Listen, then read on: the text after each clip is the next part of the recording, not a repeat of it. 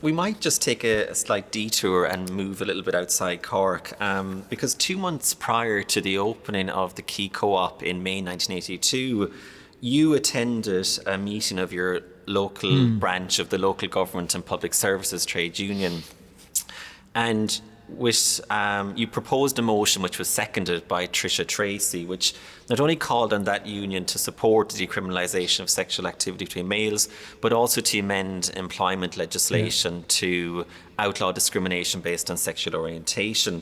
So how did this motion come about, and what was the reaction within your own local branch in Cork?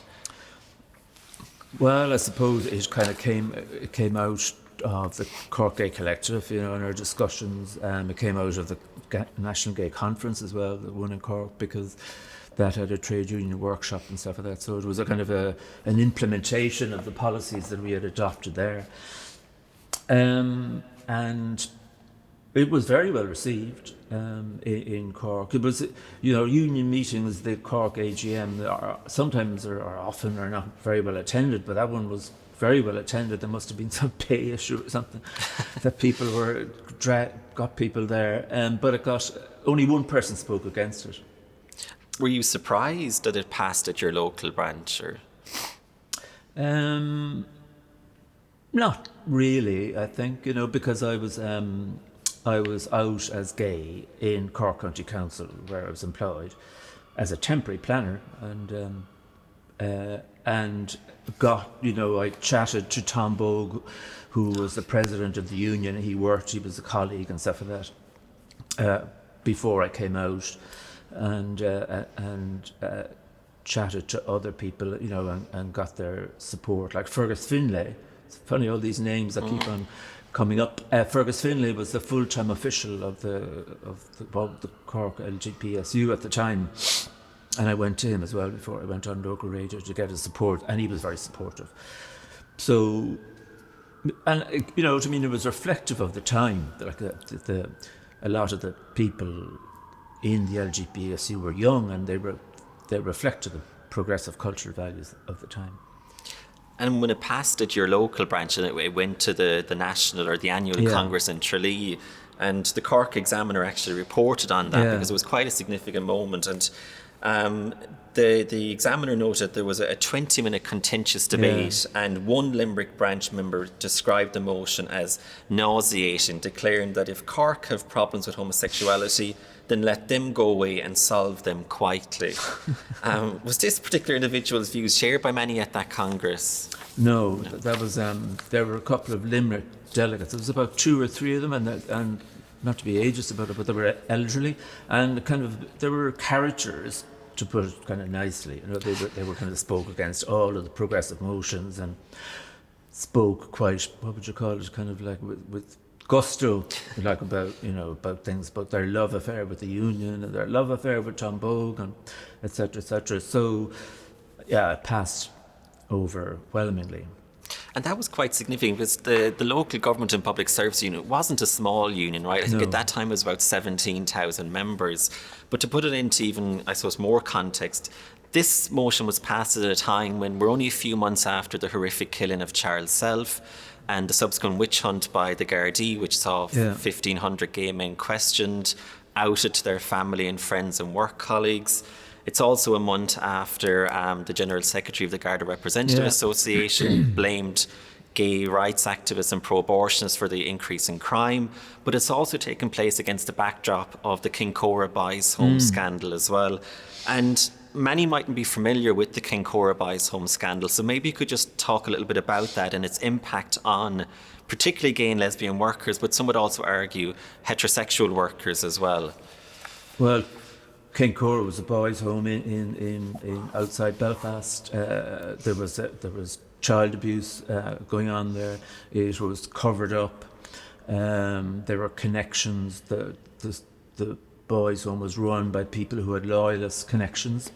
There were allegations that the British security services knew about it, allowed it to happen, and were using it to kind of blackmail the loyalists who were some of the abusers. And then when it went public, the reaction of the particular health board in the north was to set about firing all lesbian and gay childcare workers. And that was very strongly resisted by the equivalent of the LGBTI, the Northern Ireland Public Services Alliance.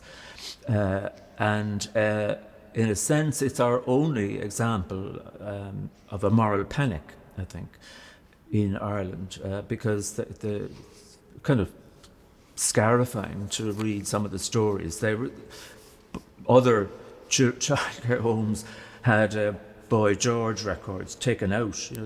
They were thrown out because they wanted so little to do with having any sense of connection with the lesbian or gay issues or whatever. And of course, like any of these moral panics, it affected not just lesbian and gay care workers. It went into kind of people who were, so cleaners and so on. So the great thing was the trade union just basically stopped it.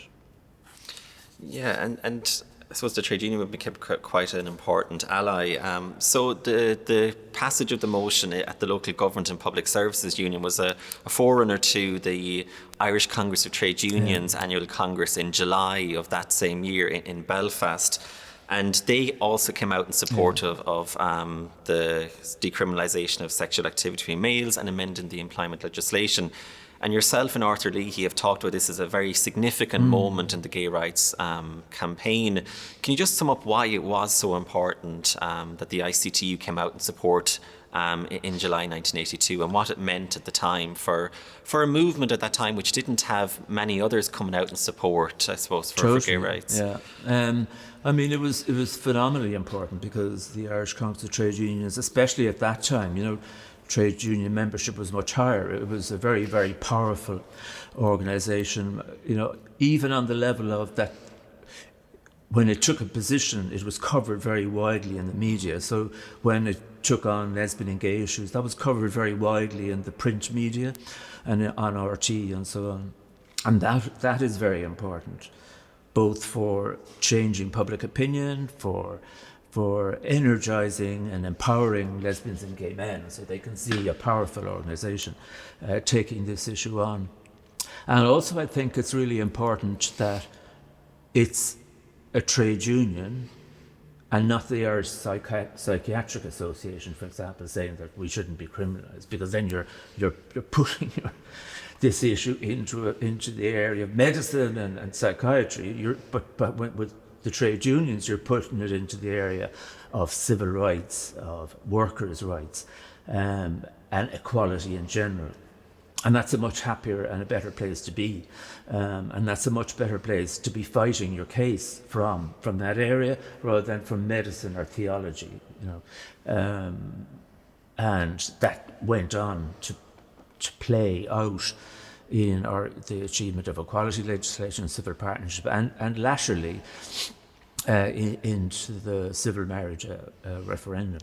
And they're hugely powerful, of course, because they're able to negotiate with government when you have their support, and they delivered for Gay Health Action, for example. How difficult was it to keep the issue of gay rights on the agenda of the trade union movement throughout the 1980s? Well, once ICTU adopted that very good policy motion about equality, gay law reform and so on, the next step then was to get them to take action on it, to move on it, not just to let it sit there as a policy. So that's what we set out about doing. The trade union movement was very, very supportive, especially some sections of it. But, they weren't 100% supportive. There was some kind of foot dragging and delaying tactics and so on. We used our own union, the LGPSU, we used the distributive union, IDATU, and others to work within ICTU to get progress. And the first sign of that was a seminar held in 1985 on issues of lesbians and gay rights in the workplace. And one of the things that struck me about gay rights within the trade union movement is the support of what we might call as straight allies. And I'm thinking in particular of Phil Flynn, who was General Secretary of your own union, but also Tricia Tracy, who seconded your motion in March 1982, John Mitchell, who was General Secretary of the Irish Distributive and Administrative Trade Union, but also the likes later on of the late Sylvia Meehan, who was Chair of the Employment Equality Authority. How significant and important was that support for the likes of yourself and gay rights activists? Well, it was absolutely essential. You know, for example, when I put the motion to the Cork branch, if I hadn't a seconder, I couldn't have put the motion. And, you know, it wasn't kind of easy to get somebody to do it, and she was great that she did it, and she spoke at the meeting as well. But I suppose that's one of the things about trade unionism, is that's the ethos of trade unionism, is that, you know, an injury to one is an injury to all, and solidarity and support, and it's kind of up in the makeup of a trade unionist.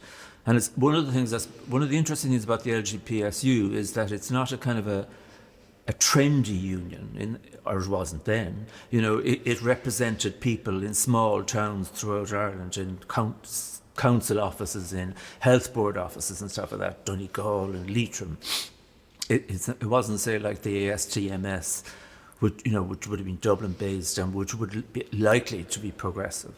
So when I was speaking at annual conferences, you know, up in Donegal and stuff like that, what was often convincing people who weren't particularly supportive of lesbians and gay men or sexuality, but when you put it to them, is that as a worker and as a member of the union, you should not be discriminated against. That made sense to them, that got them.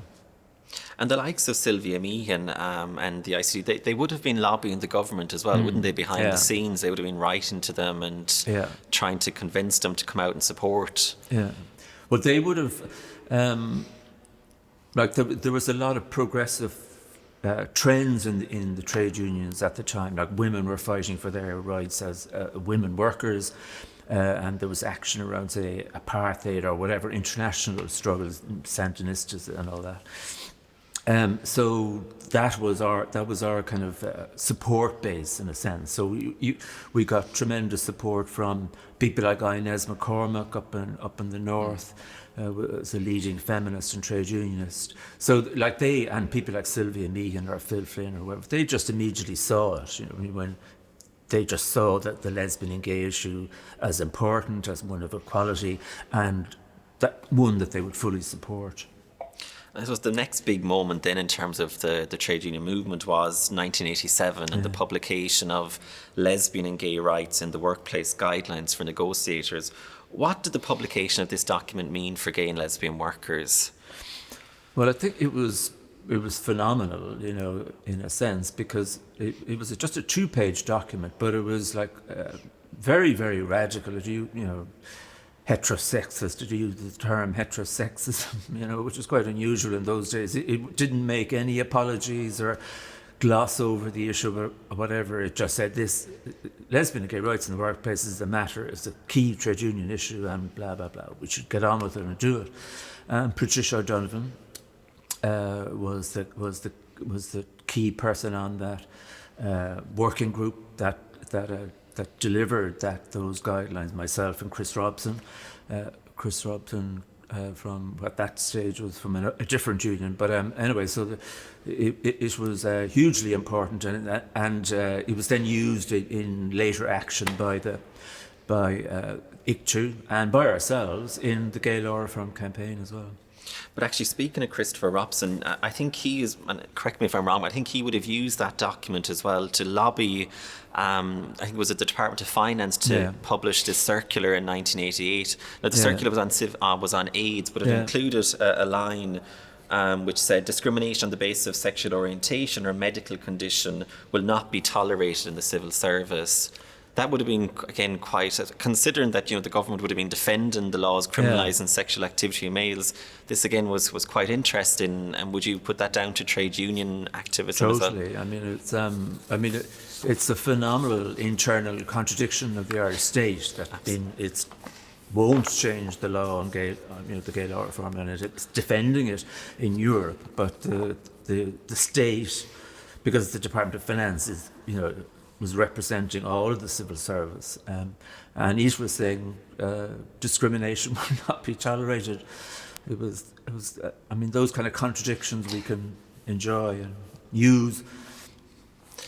Yeah, I'm going to go back just a little bit as well, because I suppose talking about those who were, I suppose, brave enough to come out and support the gay rights movement at that time, the trade union movement would have been one, the Union of Students in Ireland would have been another one, and the Irish Council for Civil Liberties as well. And they would have been one of the few organisations that supported the Fairview Park protest march in March 1983.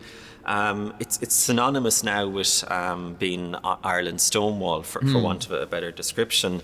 But for those who aren't familiar with the Fairview Park protest march, can you just tell us why it was organised and put into context why it's such a seminal moment in Irish queer history? Saying that it was Stonewall is very appropriate, because the Fairview decision in the courts basically was saying that our lives weren't worth much. This was the killing of Declan Flynn, is it, in Fairview Park in September 1982, And the killer is getting off basically scot-free, So that threatened the state wasn't defending our right to be in public places, basically. And I thought I was in Cork, so I had nothing to do with it. But I thought it was a brilliant decision, and I think it was driven by the Dublin Lesbian and Gay Collective, was that the march had to be out to Fairview, where the murder took place, and not around Stephen's Green and going to the Department of Justice and going to the Oireachtas, going to the Leinster House, which would have been much safer and would have been the kind of reasonable thing to do. But it was decided to go from the city centre out to Fairview Park to take back the park, in a sense, for lesbians and gay men, and that this was a place we could be and we will be in, and going through the neighbourhood that the killers lived in, nearby, they were from around the place. And I remember at the time coming up from Cork, and I remember being quite frightened or, nervous about being on the march. And would we be attacked on the way, or would we be attacked when we were in Fairview Park and stuff like that? And I don't know if in those days anyway, marches would be designated to start at 2:30, and at about 3:15, people wouldn't have left, but that march left on. It was due to start at 2:30. It left at 2:30 because people were so, they wanted to get this thing almost over with, because they were so pent up. There was a good crowd at it. There was some estimate between 400 and 1,000 people, but still, for the first mass demonstration on the issue of gay rights. Now, it's important to say that it was also to do with violence against women as well, and that would have probably reflected. So the Red Crisis Centres were on it, and the anti-amendment campaign were on it, I think. Yeah, so that would have reflected the anti-patriarchal outlook of the likes of the Dublin Gay and Lesbian Collective. I think that the Dublin Lesbian and Gay Collective especially drove home the thing that this isn't about longer sentences or law and order. It was stop violence against lesbians, gay men and women, stop violence against women and gay men. So it was a civil libertarian human rights campaign or theme. I suppose the thing that most people again associate with it provided, I suppose, a lot more confidence to people to take to the streets. And a few months later, then we have the organisation of a gay pride protest march in Dublin, with something like 200 people marching from Stephen's Green up to the Garden of Remembrance. And I'm just wondering, would you have been one of those 200 people? And what was the atmosphere like at that gay pride protest march? It was kind of actually, I have the photographs, and the weather was great. It was very sunny because everybody's in their summer shirts and stuff like that. From the photographs, again, it was people are delighted. There's a sense of exuberance about it. There's a sense of kind of celebration and of kind of carnival almost, because despite the awful things that were happening, I suppose there was also the sense of a movement growing, in experience, growing in its sense of ability to do things, to deliver things, to resist, to make progress. It was because we wore the pink carnations and stuff like that. It was quite a celebratory time. What's remarkable is that the fact that none of the media covered it. I mean, I can't find any reference to it in any of the mainstream nationals, so that's why I think the likes of your pictures are so important to actually give people a sense of the actual day and what went on. So the sad thing was that the gay pride celebrations were quite short-lived. There was another one in 1984, which I think there was violence at, and then there was a smaller one again in 1985. And I suppose a lot of that came down to the fact that activists had to now respond to what Tony Walsh has recently referred to as the AIDS war in Ireland. And there has been much focus in recent weeks due to the Channel 4 series, It's a Sin, which looked at the English context. But back in Ireland, Kieran, what impact did AIDS have, not only on gay political activism, but the wider gay community at that time? Well, it was kind of fairly horrifying, really, when people, when your friends began to die and when your friends began to get ill and so on, and that, becoming HIV positive in those days was basically a death sentence. It was a matter of time. And there was huge unknowns about it. There was huge science, medical science wasn't very advanced at the time in relation to HIV. So it was for people of my age, I suppose, there was a kind of a sense that we had a brief kind of opening of hope and enjoying ourselves and celebration, and then this epidemic came that began to decimate our community. And I suppose the thing as well at the time was the media probably wasn't helping either, particularly in, sensationalising it and presenting it as a gay disease as such. But I just wanted to briefly just talk about Gay Health Action, because I think, as far as I'm concerned, they're one of the most important organisations set up at that time, because at a time when the government was negligent in its responsibilities, Gay Health Action stepped in and really had to shoulder the considerable burden of not only trying to protect and educate the gay community, but also the wider Irish society. Can you just talk a little bit about the work of Gay Health Action and how crucial they were?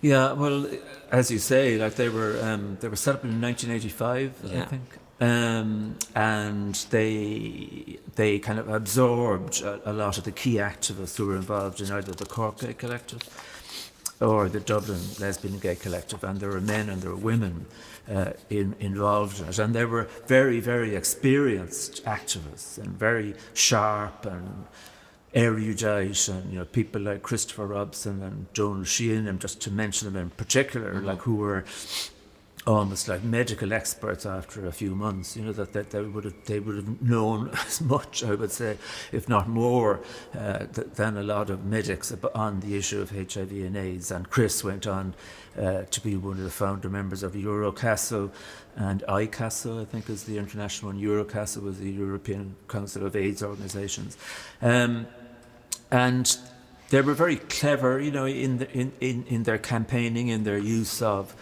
say graphics and leaflets and in that whole persuasion of gay men in particular, I suppose, on the whole issue of safer sex and what you could and what you couldn't do. And equally they were very, very good on the ideological issues, not backing away from celebrating gay sexuality. And as what they had to do all of this, right? They had to publish their leaflets, publish their booklets, their safe sex cards, all without any state funding. Okay, they received a very small grant in 1985 for the leaflet, but for the most part, they had to fundraise while trying to get all this information out. So it was, there was an awful lot of pressure, and again, they're facing the Roman Catholic Church, whose influence might be waning at that time, but the government is still very much trying to appease the Roman Catholic Church in terms of its own information campaign, which was, extremely vague. When you contrast it to Gay Health Action, it was quite explicit in saying, this is the information we need to get out there. It's interesting, though, they did receive state funding through the social employment scheme, and that was kind of considerable funding. But it was a different route, and at the time, the social employment scheme process was controlled by the trade unions, the civil servants, and employer representatives, and the civil servants tried to stop the social employment scheme funding, and the unions strongly resisted it. And Bertie Ahern at the time was Minister for Labour, and he paused the meeting and took his civil servants out and said, "Come off it, lads. We're not going to refuse them the funding." And they came back into the meeting, and Gay Health Action's funding was continued under the social employment scheme.